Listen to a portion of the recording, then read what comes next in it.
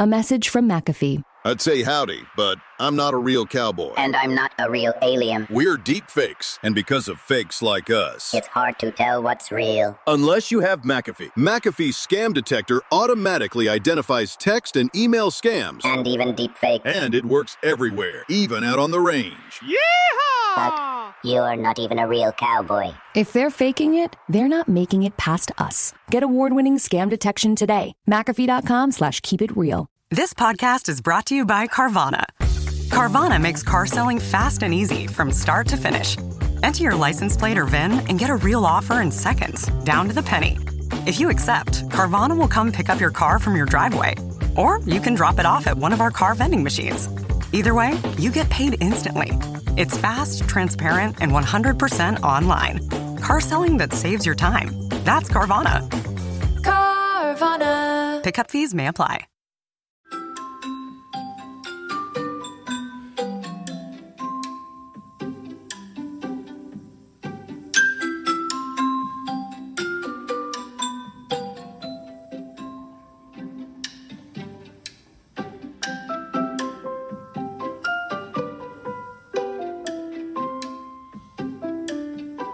I am Daniel Lukis, and welcome to Book 101 Review. And today, of course, our Safa Sunday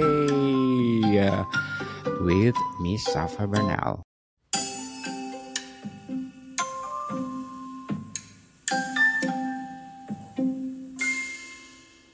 Hello, everybody. How are you doing today? I hope everything is going well, or you have a little bit of respite in which to listen to Book 101 and enjoy some poetry today.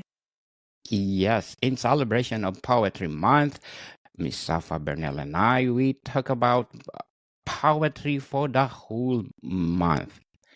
So, Miss Bernal, what will be our topic for today? We're going to talk poetry. We are going to talk, a little bit of the history of poetry and then what it can be, what it can do. And we're going to look at some science fiction based and sort of fantasy based poetry today with my book, Usurper Kings.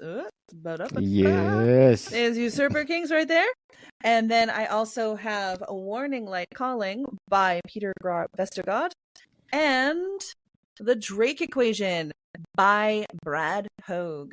I'd love to talk about all three of these books. I have had the privilege of knowing Peter Vestergaard and Brad Hogue, even just a little bit, in the poetry sphere, and we're all published by the same place, House of Hallows. And so, totally excited to talk about this today. I'm looking forward to it. Yes, definitely. So, Miss Bernal, what is the purpose of using meter in poetry? The first reason we use meter and we have, whether it's iambic pentameter or we have any form of meter, is just the fact that poetry was usually spoken. Yes, we have written poetry. Some of the written poetry that we have dates back to, we've got the Epic of Gilgamesh, which is, thousands of years old, over 3,000 years old. You've got poetry that was written specifically for, kind of an upper class, but for the most part, poetry was something that came from oral storytelling. And it came from, the skalds of, Scandinavian ilk. It came from these people that were putting it to music, like Sappho. Sappho, the poet, musician from Lesbos, in ancient Greece, which was one of the most famous poets of her time and subsequent times as well. You have people talking still about her in the Roman Empire hundreds of years after she had passed, talking about this lyricist, really. You have that kind of lyrical flow to poetry because most poetry is meant to be performed. It's meant to be heard. Yes. To be heard, people. So what can you use as imagery to enhance the theme of a poem? Anything that people can connect to. I say it this way because there's kind of two ways to approach it. One is to connect something that has, to your knowledge, never been connected. Now, there is nothing new under the sun. For every Yes. kind of connection that one person makes, oh, I'm going to do this about cactus people. They're beings made of cactuses and they're going about in a fantasy world. It's like, okay, so have you ever played the Final Fantasy series of video games with cactars? No? Okay. Just to let you know, it's happened before. Not doesn't mean that we can't be original, but most things in the arts, after thousands of years of us being on this incredible planet, there have been times where certain images come to our heads because they are part of that sort of cultural subconscious, that zeitgeist. So on one hand, being original is awesome, and you can always try and connect things to something new. You can try and connect your poetry to a certain theme. But the farther you go away from known images and what we would call, on the negative side, cliche, the more you have to sort of prime the reader to understand what you're talking about. So going back to that, sort of cactus person thing, if you're not familiar with the cactars in the Final Fantasy series, then somebody mentioning this sort of right-angled hopping cactus that's, doing a bunch of damage then running away, if you don't know of that image, that's just going to be very bizarre. But for the people who are in the know, they're going to be like, oh my goodness, brilliant, love it. Can't believe you made that, you likened a cactar to this. This is awesome. It's enlightened. It's beautiful. I love it. Or on the other side, they'd be like, oh, really? The things from the video game? Are you serious? Like, you risk that kind of bound. But the first thing you need to ask yourself when it comes to your poetry is, who is your audience? Who are you writing this for? Are you writing this for yourself and your friends? Are you writing this for the world at large? Are you writing this for a specific culture or a specific religious group or a specific demographic? Who are you writing this for? And then what sort of imagery will they understand? This is part of the ideal reader, this idea of the ideal reader, somebody who will get all of your illusions, somebody who will understand all of your themes, somebody who's in the know on a certain realm of knowledge that you're using that somebody outside of that realm of knowledge might not have. And so when you're creating these themes, when you're creating these images and these sort of illusions and metaphors, you really do need to see who can connect to it and who will look at it in a completely different fashion. And you do need to be aware of that. Because if you're thinking that, somebody will listen to this, this poem, and they will obviously see that, like, the famous kind of example would be William Carlos Williams, The Red Wheelbarrow. There's a poem about a red wheelbarrow beside a bunch of clucking chickens. That's the poem. It is quite famously just a poetic Polaroid picture of a red wheelbarrow beside some chickens. That's all it is. It's just an image written down. But if you just give a whole, and we did this when I was in university, we gave the entire class this one poem and about 10, 15 minutes to just think about what this poem stands for, what it means. And everyone came back with these like, this is about communism, and the chickens are the common man. And then you've got this, and, you've got all of these different allusions that people were trying to make. Well, the color red means passion, so maybe it's about, and they're just trying to, break down all of the hidden metaphors within this poem. And I just sat there and I just looked up at my professor and was like, because I was very, this is first year university. This is my first English class. I was a little precocious, I was like, dude, is this just about a wheelbarrow beside some chickens? And the prof was like, yes. It's just like, yes, it is. That's all it is. And people were offended. They were like, no, it has to be about something more. But with poetry, people always look for something more. For the most part, they are looking to dig in and find some form of heteroglossic layer upon layer upon layer meaning to your work. And if it's not there, then that poetry is going to fall very flat. So you need to be aware of kind of not everybody, because you can't control who's necessarily going to read your work unless you just hand it to one person and say, there you go. But you should be aware of the sort of illusions that could be made from certain images within your culture and within some of the other cultures around, before you kind of put that poem in stone and before that image is chosen. Because it's so fun once you start ping-ponging between different images and different metaphors and illusions to try and figure out, what will people make of this? And I think that's half the fun. Yes, but definitely fun. So, Miss Bernal, can you recite a poem that signifies of what we are talking about? I absolutely can. I am going to go with one of Brad Hoag's poems. This is from his collection, The Drake Equation. It was just released by House of Hallows. Where's the poem that I want to... Aha, here we go. Martian Days. Steam rises off seas surrounding the deserted city. Water too salty to drink. The ocean no longer visible from rooftops. Sharp spires of rock jutting above dunes of white gypsum suffused by rusting soil. Bands of color marking the ages of our past. Green muds, black shales, separating lavender sands, pink cobble, orange clays.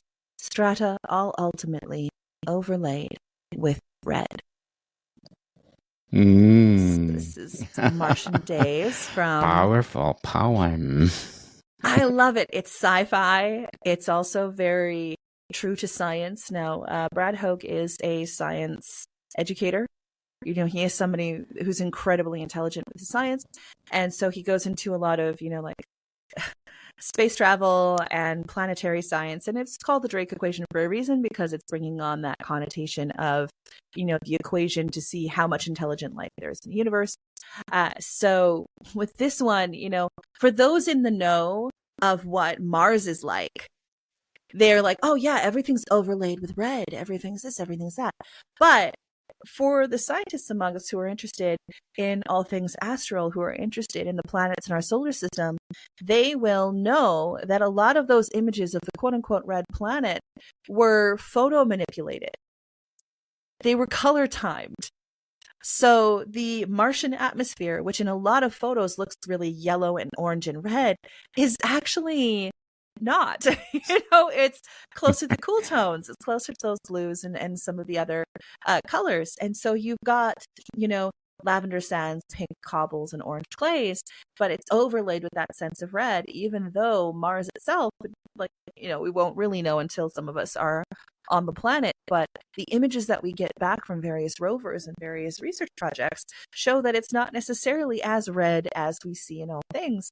Yet at the same time, you've got that rusting soil, that sort of iron oxide, the oxides that kind of make it a little bit of red in places and different things like that. And so if you are one of those people who are in the know, then this poem has another layer to it about the different research that we've been doing on the constitution of various atmospheric things and soil-based geological things on Mars. So for somebody that just wants to read it, it's like, okay, we've got a brand new land. It is a brand new planet. We are, living on Mars now. There is this group of people living on Mars, and you can't drink the water, and the ocean is no longer visible from the rooftops. Society has grown up to a specific point in time. We are in this fantasy of living in a Martian society with skyscraping buildings that cover the ocean from our view. And yet it still brings us back to that strata all ultimately overlaid by red, which is bringing us right back again to our classical idea of Mars. And I love that. I love how Brad Hoag does that in his work. It's so fun. Congratulations, Mr. Brad Hook. Amazing poem. But before we go on, Miss Bernal, I want to shout out our listeners in Spain. Muchas gracias, Spain, because in Andalusia, we got 41% audience. Catalonia, Madrid, Valencia, Navarre, Galicia, Castilla y Leon, Aragon, Basque County, Balearic Islands, Extremadura, Mauritius, Canary Islands, and a lot more. Thank you, Spain, for supporting this podcast, because this podcast is created to empower writers, authors all over the world, like Miss Safa Bernal. So, Miss Bernal, what to rhyme verse? You get to tailor it to your own speech patterns, your own sort of patterns of thought a little bit more. I do love structure in my poetry. I do love kind of getting into sonnets and haiku and various, skaldic poetry too. I've been getting a lot more into skaldic poetry, which is kind of a lot more complicated. It's really it's quite complicated. But as somebody of Scandinavian descent, I wanted to kind of dive back into sort of traditional views on poetry and various views on skaldic arts. But free verse, really, it's in the name. It's about freedom, but it's also about kind of making it your own. And you can get the cadence of somebody and their speech patterns from free verse in a way that you can't in something that's very metered with lots of consistent rhyme. And I love that. I love being able to see the personality of the poet on the page when it comes to free verse in a way that you don't necessarily get the same. You still get the personality, you still get that sense of life and that sense of identity in poems with meter and rhyme. But free verse does it in a much more distilled fashion, I would say. Yes. So, can we read some of your free verse poem? Here.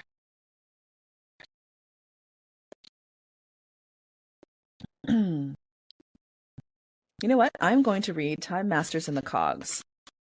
Time Masters and the Cogs comes from my book Usurper Kings. This one right here. It's in Act 3 of 5 acts in the book, and it's more where I release myself from a lot of different meters and rhymes and start doing more free verse as a way to show, the progression of society and the progression of culture over time. Time Masters and the Cogs. Lotus eaters, mystics, and crisp mass chefs begat cogs, wires, and sprockets, itemized time, and gave God clockworks. Watchmaker Christ, who came later, rewound the mechanism for another 1,000 years. Nurses like Florence dedicated to caring for whole men, dirtily. Medical brothels dancing through educated history, dandy while we keep our placid places. Don't mention the sweeping curves of her hips to the history books cleansed by Victorian attitudes. She wrote from her bedside years after the Crimean. Florence took to pen and struggled for reform, for bleached cleans and boiled linens. Masters conquered time's rigid benevolence, godliness, the power of the cog's prayer. I ate medieval superstitions wholesale, while serfs in Russia and Denmark ate rye and feasted on fish while Lent restrained their roiling crops of meat. Mastery of human self arose, and dainty ladies' spindles swapped for paged books, spread knowledge to masses who were empty. Printing presses spanned gaps to the learned, giving churchmen competition on Latin grounds, chiseled the written word in Germanic, Romantic, Cyrillic. Who needed the folks who imprisoned Galileo and promised retribution lest he recant the imperfection of the spheres seen through lenses of human design? Dull-eared priests clung to superstitions as if Christ needed the Earth-centric solar system to be born in Bethlehem, who cursed scientific rebellion as if God required blind obedience to Grecian hypotheses and Aristotelian mechanics. Time masters whispered and prayed forgiveness for the talents God had dispersed into their clockwork brains. Discover my spheres, the complexity of my atomic particles, created so you too would be created. Praise me. High in ninth heaven, surrounded by holy, holy, holy Lord God Almighty, God spurred the scientists on. Discover me. The time masters pushed wax in their ears, drowned God's symphony out in mechanics as women began to rub their sleepy eyes and learn fabric mills, cotton gins, spelling bees. We'll listen, said the suffragettes, who heard God speak, since the men were too busy to hear it. Bravo, Miss Bernal. Amazing poem. So, what inspired you to write a poem? So this was me, a couple of things, looking at the feminine through time. that was the point of Usurper Kings. The whole collection is an inspection in the feminine over a period of thousands of years, over a period of, centuries upon centuries. And when I got to Time Masters and the Cogs, I wanted to take on the Enlightenment. I wanted to take on that switch in Eurocentric thinking, going from the church saying, oh no, obviously the earth is in the center of the universe and all that kind of thing, to, well, no, it's not. And this idea that, a creator doesn't need us to think, negative things about science. A creator, if a creator exists, doesn't need that. The creator should be found and discovered through scientific discoveries. And so I wanted to do that on one side, and then the other side, I remembered my my mom when she put herself through university when my brother and I were kids. It was just her, us, and my grandparents, and she did a paper on the history of nursing. And she looked up Florence Nightingale. She's like, oh, Florence Nightingale. Yeah, the Crimean War, all these things, this will be great. And then she looked into it, and she looked into what Florence Nightingale and several nurses were actually doing in that time period, things that Florence Nightingale ended up writing about later when, after the Crimean War had passed, she was a little bit more broken as a person and spent her life trying to, advocate for cleanliness in various medical places. And so I had this kind of paper that my mom had written for an academic project in my head. And then I also had this idea of what was happening during that time period, what was happening at the tail end of the Enlightenment coming into the modern age. What were people doing? What were people thinking? And I had to very cheekily add the suffragettes because that kind of, also corresponds with the same time period. A little bit, there's a bit of crossover there. And so this idea that if everyone else was kind of pushing forward and leaving all of the past behind, there's still somebody, there is still some force on the planet who will remember and who will bring that stuff, what is healthy, back and let the rest of it die. Yes, very well said, Ms. Burnell. So what do you think poetry in our generations to come? Ooh. What will be the future? I think eventually we will reach a point where people are getting too obtuse. I've seen this sort of track of people will become a little too niche. I think there will be poets who, kind of we see this a little bit with, some of the work of the last century, the futurists going, hey, you still need to know the classics in order to know how to write something that's not the classics, which I believe is very true. And that's something that I kind of bank on. But I think there will come a point where people are so sort of subcultured in cloisters where poetry won't be able to communicate universally necessarily. And I think that we need to watch that, and we need to kind of be like, no, let's pull back just a little bit, because eventually if you experiment widely enough, if you push an experiment of poetry further enough, it becomes indistinguishable. It becomes unapproachable. It becomes so cerebral within one's tiny little sub frame of mind that very few people will be able to understand what's going on, other than just nodding and go, oh yeah, yeah. The same way that right now we see in a lot of art museums and modern art where people are going, oh yes, no, yeah, I took, art history in university. This is nothing like it. I don't know what's going on. And they need to be kind of trained in a new way, in a new form of interpretation. But I also think that within that sort of push towards experimentation to the point of, obfuscation, we're also going to get a whole group of poets who realize that having distinct form is a blessing.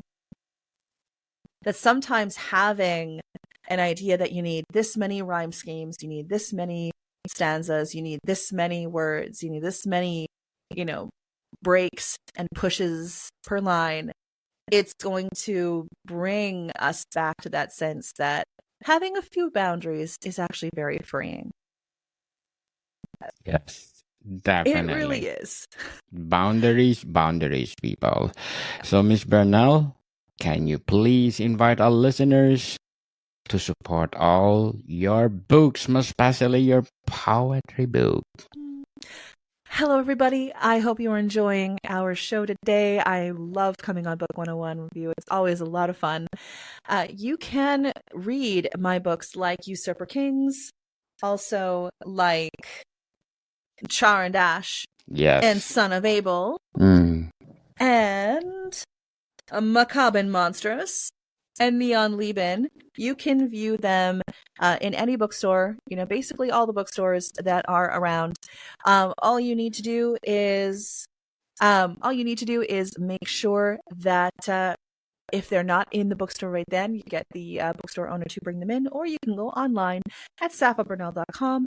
You can also go online in places like Barnes & Nobles, Amazon, Black Bond Books, Chapters Indigo, basically all the big ones. Saxo in Europe, also Waterstones in Europe as well, in the UK. My books are available basically everywhere. They may need to be brought in, or you can purchase them online, but I would super appreciate if you purchase some of my books. And if that's just not in the cards for you right now, if you're like, yeah, but that's a lot more books right now and things are getting a little tight, then I hope you go to your local public library, barring that you have one in your region of the world, and please request them to bring my books in.